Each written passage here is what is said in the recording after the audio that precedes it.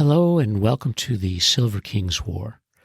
I'm Michael Sievers, the writer, producer, and creator of this podcast series about my father's Second World War as a B-26 bombardier. Today we begin the Silver King's letters from A-72 north of Paris in April of 1945. He and his guys are more optimistic each day that the end of the war in Europe is close. As he writes to his family on April 2nd, Dearest Ones, I hope you had a nice Easter Sunday and enjoyed yourselves. If the weather was pretty, I bet the Negroes were decked out in white. How I wish I could have spent the day with you. It was anything but pretty here. All day it was cloudy, with a slight drizzle. With nothing to do, about 3 in the afternoon, 6 of us began drinking.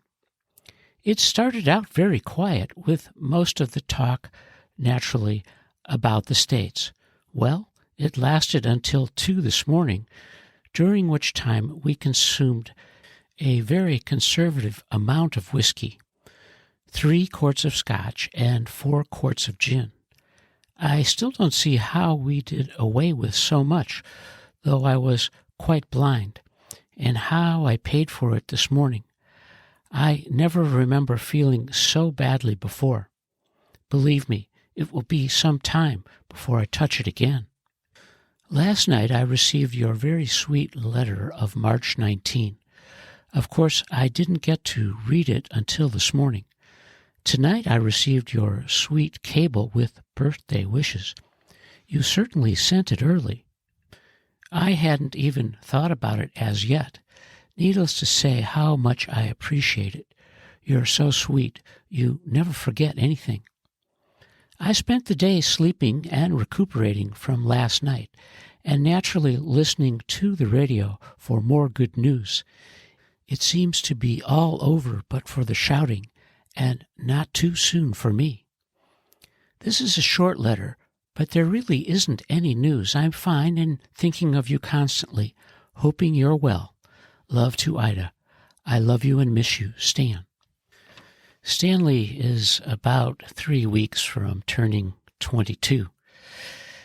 His mother, of course, is ahead of schedule. She wants to be sure that she shares his good news and good fortune on the appropriate dates, and sometimes the mail arrives early and the cables get there too.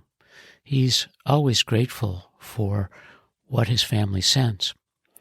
As he writes to them on April 6th, 1945, from A-72, Dearest Ones, once again, 4 or 5 days have passed without my writing. If I'm not careful, it might become a habit, and that would be bad. Knowing full well how you worry, I avoid it as much as possible. Consequently, when you don't hear from me, you must realize it is due to circumstances beyond my control. I'm not so sure I should be telling you what happened the last 3 days because of security reasons. However, I'm going to take the chance because it's just too good to keep. And besides, it's my excuse for not writing. It all began last Tuesday. While flying over Germany, we developed engine trouble due to a mechanical failure and had to make an emergency landing. Of course, it was the part of Germany that is ours now. We landed in fine shape, expecting to find nothing. But much to our surprise, instead we found a field hospital with all accessories, including nurses.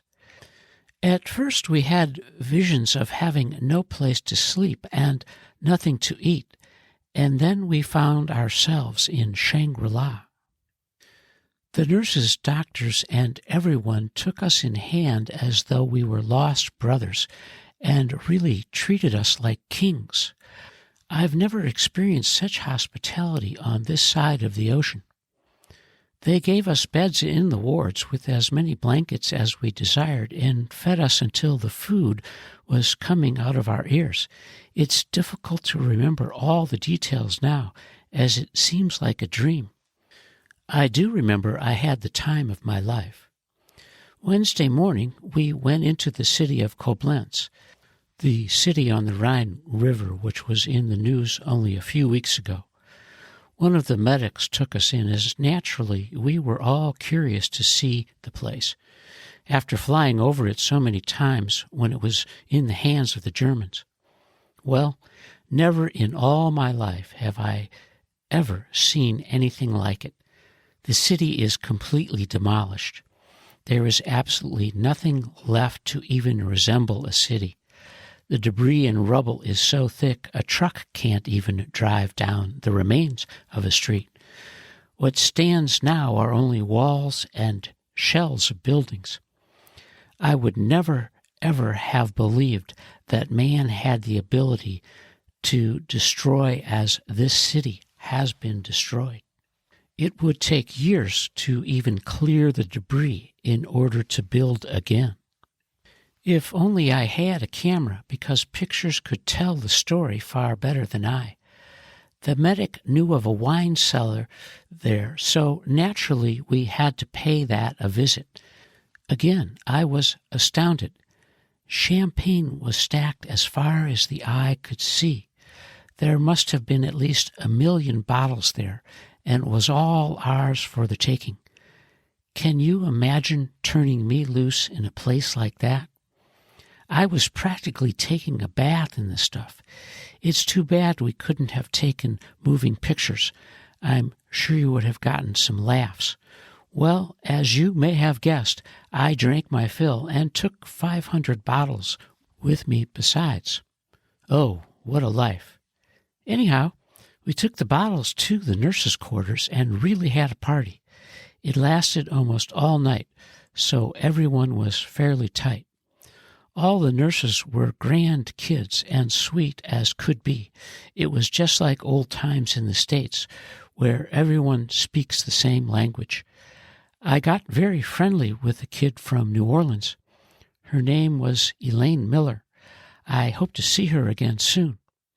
Well, Thursday transportation came for us, and we had to leave. I never saw such disappointed fellows. We had just as much fun there as we would have in Paris, and coming back here was a horrible thought. I would have written you last night, but I was too tired and I still had a headache from the champagne. Upon returning, I found lots of mail, which as always is a welcome sight. I received 5 letters from you, one from Leona, one from Ida, a package from you, and another from Leona, and another from Lena. Makes me think I should go away more often. Your letters are dated from March 14 to March 26.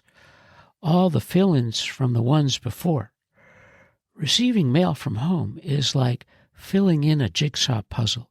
As always, your letters are so very sweet. Thanks for the package, too.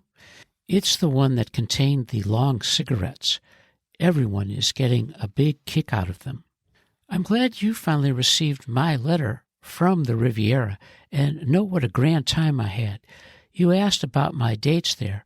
I guess I forgot to put that in. Well, you know me. I met a very nice married woman with whom I spent most of my time.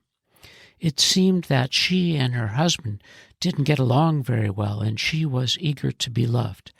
Need I say more? She said she would meet me in Paris when I go there again. Ooh la la, these French women. Thanks for donating the 50 and keeping the 100. Now we're even, and I feel much better. You asked what c'est la guerre meant. It means this is war, as the French put it. Tell Ida I enjoyed her letter very much. I can't imagine what happened to her first letter. There isn't any more news for now.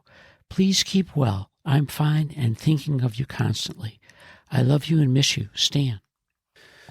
Stanley's 5-page letter to his family about his adventures with the crew in Koblenz and the American Field Hospital reminded me of a similar story that he wrote about in probably the spring of 1944 while he was training in the States to go overseas. As you may remember, they were flying long training routes from Columbia Army Air Base in South Carolina. One of those missions to Nebraska, I think on return, got delayed and grounded in St. Louis, where Stanley spent a few days with his buds and a very famous family in the city who treated the men so very well. That was Mom Phillips. And now the king is back at A-72 as he writes to his family on April 8th, 1945. Dearest Ones, I have your letter of March 29th, which is indeed good time for mail. I received it last night and had good intentions of answering immediately. However, due to the influences of champagne, I was unable.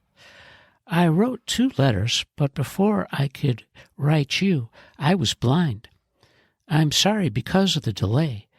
I shouldn't be writing now because I'm almost drunk, but I know I should, and I don't want my conscience to bother me. We brought so much champagne back with us. We're having a wonderful time drinking it up. I've been half tight for almost a week now, and I'm loving every minute of it. The clipping I'm enclosing will give you a good idea of what the women are like over here. I'm sending it to you because it's exactly what I've been trying to tell you all along. It really is the perfect description, and I'm sure you will appreciate it. I'm awfully blue tonight.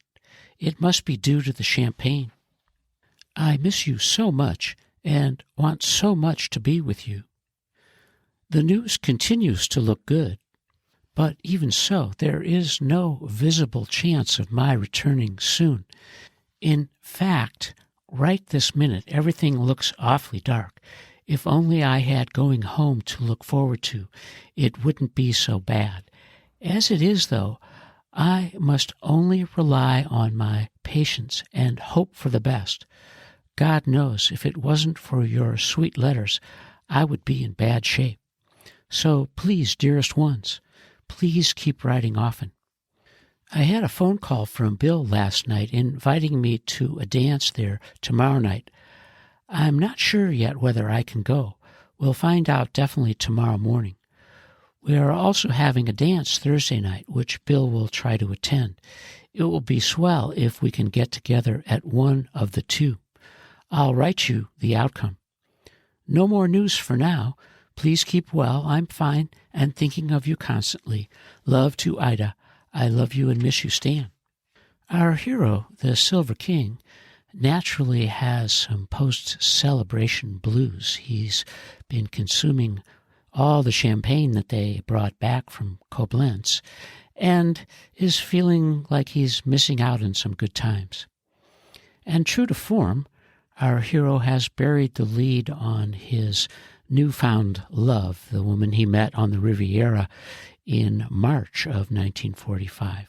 He's in love, she lives in Paris, and he hopes to see her very soon.